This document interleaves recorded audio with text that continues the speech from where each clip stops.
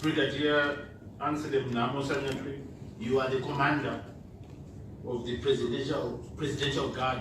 You are also the commander of what is termed as the National Reaction Force. The National Reaction Force is a force that is configured by the subnational JOC for the purposes of carrying out instructions from the national JOC. And the National Reaction Force comprise elements from ZRP and a particular support unit. Members of the Defense Forces, the Army, and the Air Force of Zimbabwe. Not forgetting the element from the President Department, CIO. The main task of the National Reaction Force was to maintain law and order, basically in support of the ZRP. On the 9th of July, I received a warning order from the subnational JOC to activate the National Reaction Force. I then went on to issue operational orders, rather formal orders for the National Reaction Force to be on standby on the 10th. On the 23rd of July 2018, intelligence reports revealed that the MDC Alliance were planning to unleash terror in the CBD if it were to lose the harmonized elections. It was also learned by then from the intelligence reports that the MDC Alliance had some intentions to siege government installations and buildings. We then decided to deploy to provide physical security at these vulnerable static or rather government installations. On 26, we also met as the provincial JOC to address the instructions from the subnational JOC, whereupon we finalized as a team, as a committee, on the deployment of the police to cover the CBD. We then went on to establish a reserve from police support unit that was based at Police Central Police Station.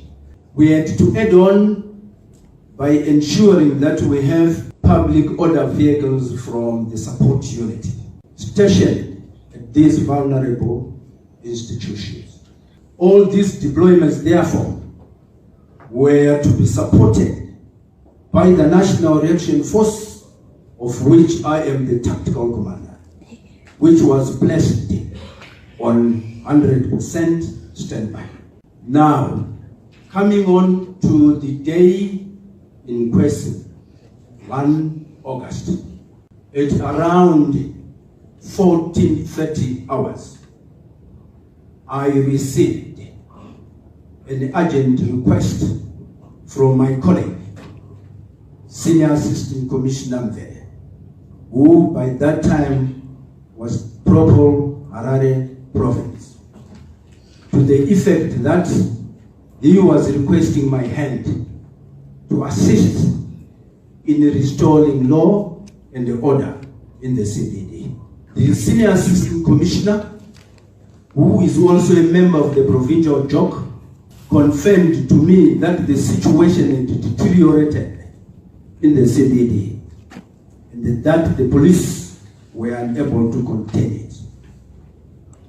With that in mind, it was not a secret because we could witness that the city was in fact up in flames, as we could see huge dark and black smoke, and also hearing gunshots being fired from within the CBD, whilst my elements of the National Reaction Force were still stationed in their respective holding areas.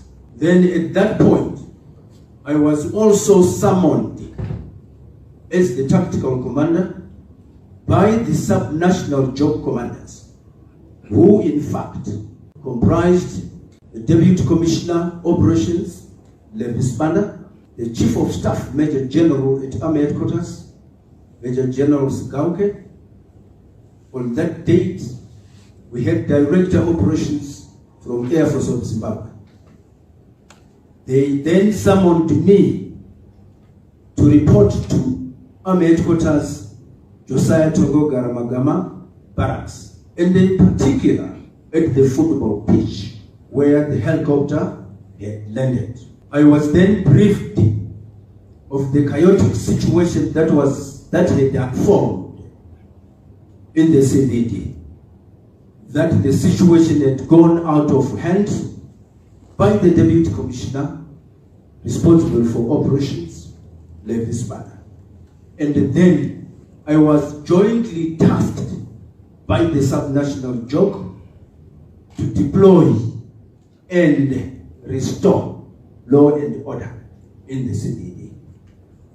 The briefing that I got from the Deputy Commissioner responsible for operations was in fact confirming the reports that were trickling in my operations room at my headquarters, not suggesting, but entailing that the police were indeed unable to contain the situation. I was given these orders at 14:45.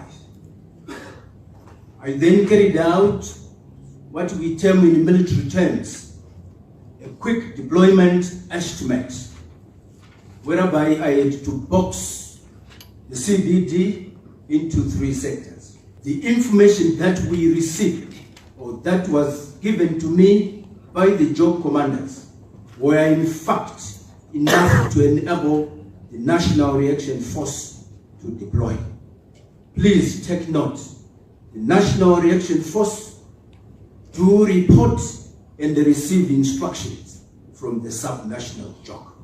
And the detailed briefing is done by the senior strategic level, whereupon the deployment was then necessitated to clear the rioters who had degenerated from demonstrators to rowdy rioters. And then my task was to clear them and restore law and order. I then boxed the CBD into 3 sectors. Sector A, the areas between Enterprise Road and Sem Munjoma. The second sector, Sem Munjoma and Chinoi Street. The last sector, which I termed Sector Charlie, or C, was from Chinoi Street to Regai Tangwena Street. I had to give them a line, which I may term a start line, and that line, or start point, was along Herbert Chitepo. I then assigned a platoon each to take care of these sectors. Sector A was commanded by my brigade major, who is Major Takawira. And the Sector B was to be commanded, that platoon, by a Lieutenant Colonel Murombo Sem. And Sector C was to be commanded by Lieutenant Colonel Mangezi. Please take note. I gather I'm seeing within the commission the general from the Tanzanian Defense Forces, though retired. It is unheard of that in the military terms you can have a lieutenant colonel or a major to command a platoon. But because of what was obtaining on the ground, I had to deploy experienced senior officers. And therefore, The 3 platoons of mine were rank heavy. The sections, in fact, comprised of senior corporals, sergeants, and staff sergeants. The second in command of those platoons, some of them were in fact deputized by a major. I knew what was going on my way. Therefore, in Sector A, the platoon started from Chitepo, Simon Muzenda intersection. They then drove down Simon Muzenda and encountered the rioters who had blockaded the road at the intersection of Simon Muzenda and Samora Machel. Upon seeing the military vehicles, the rioters flee down Simon Muzenda all the way to 4th Street terminus. But along the way, at the intersection of Simon Muzenda and Nelson Mandela, that's when they came across a bigger number of the rioters. And this time, the police vehicles, support unity, were stationed in the vicinity. Then, on seeing the military vehicles rolling down Simon Muzenda, the rioters dispersed.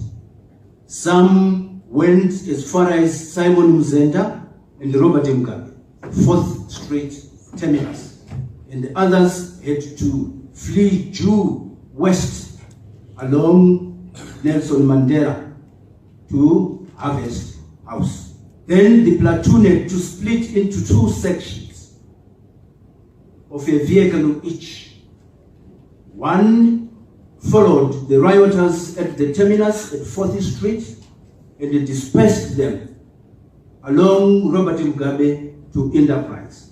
Some of them had to proceed down to the National Railway Station, but they were never followed.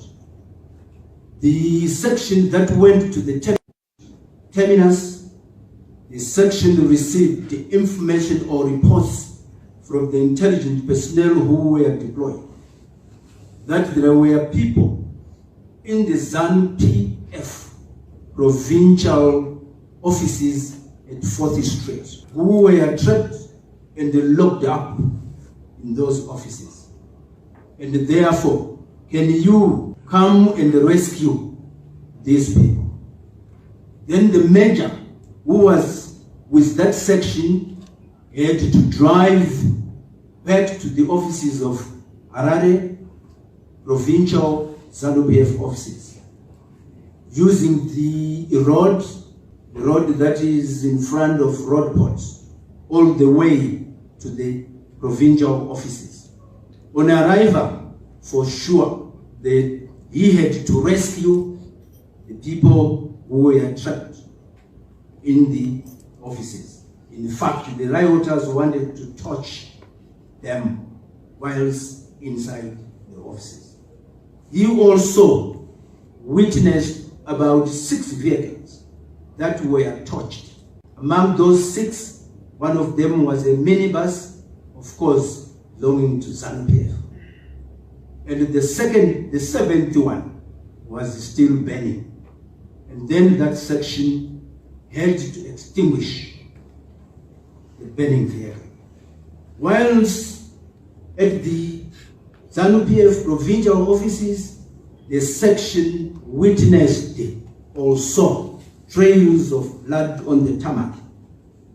And then when they inquired, they were informed that one of the rioters was shot well before the arrival of the National Reaction Force, but they could not see the body. Then the section that drove down Nelson Mandela had to drive to Harvest House, where the bulk of the rioters were gathered. And again, on seeing the approaching vehicle, the rioters dispersed due westwards towards ZEC offices. Immediately after the dispersal of the rioters at Harvest House, the section immediately joined the platoon commander at Harare ZANU-PF provincial headquarters.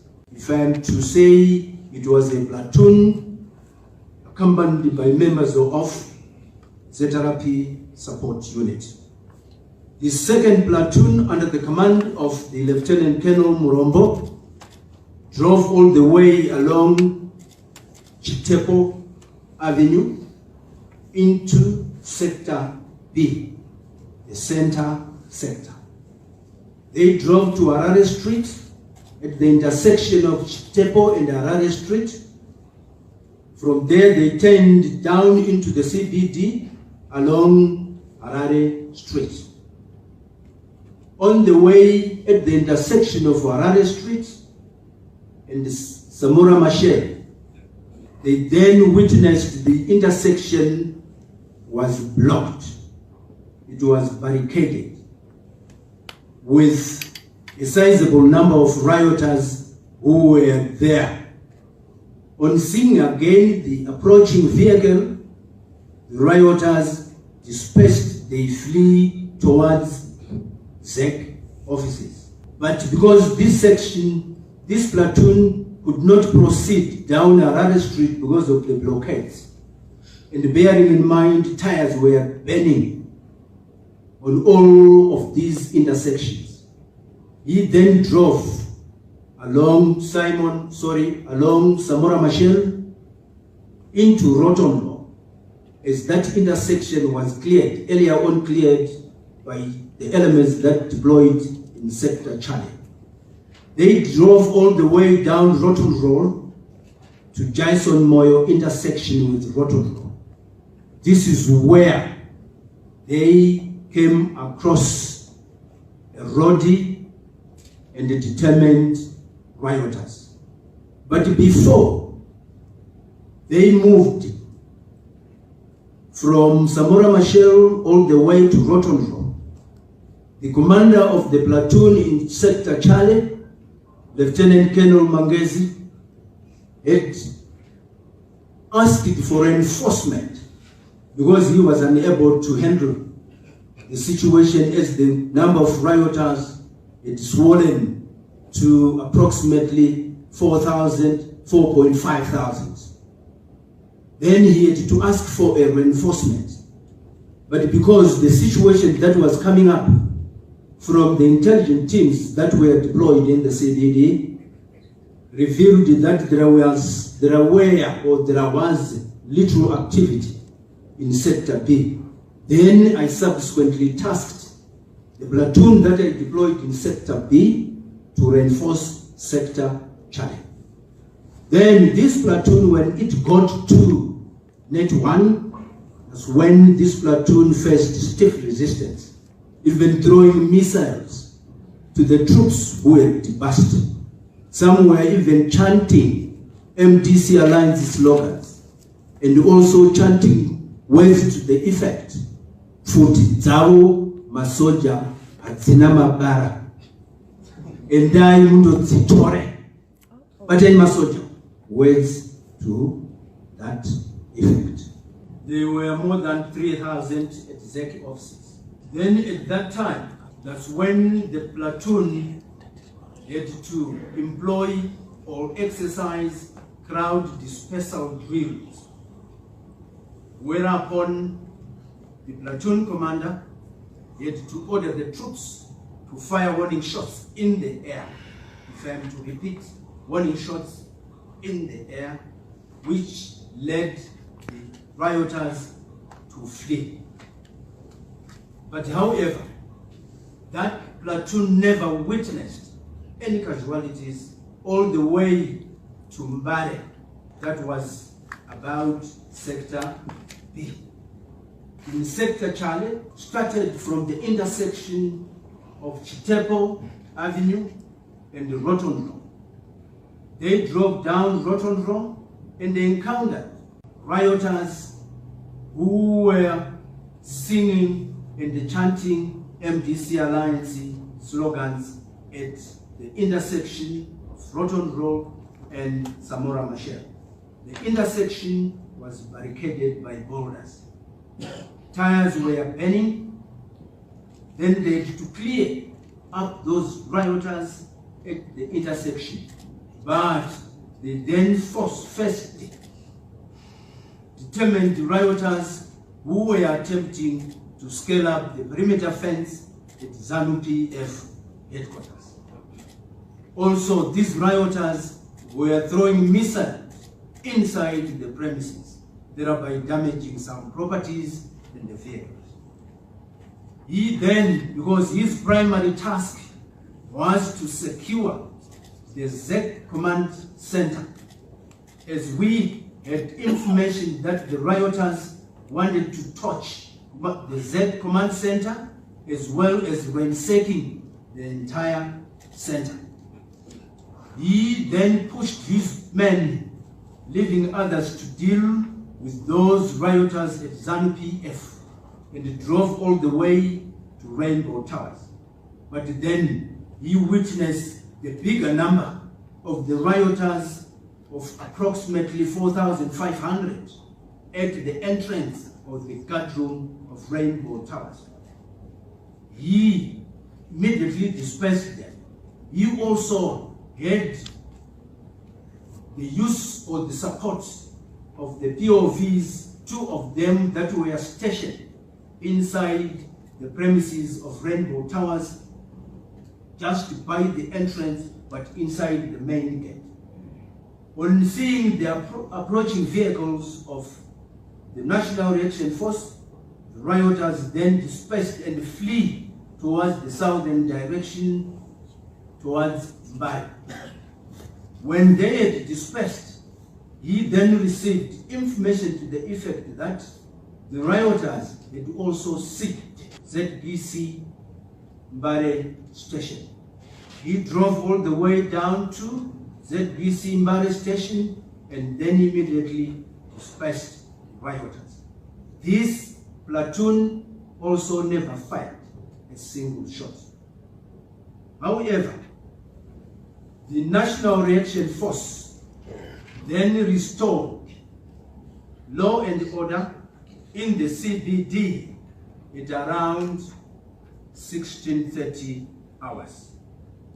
As they were patrolling the CBD that was virtually abandoned or deserted, I then received information to the effect that there was a dead body of a woman behind Harare Central Police Station along Kaunda Avenue.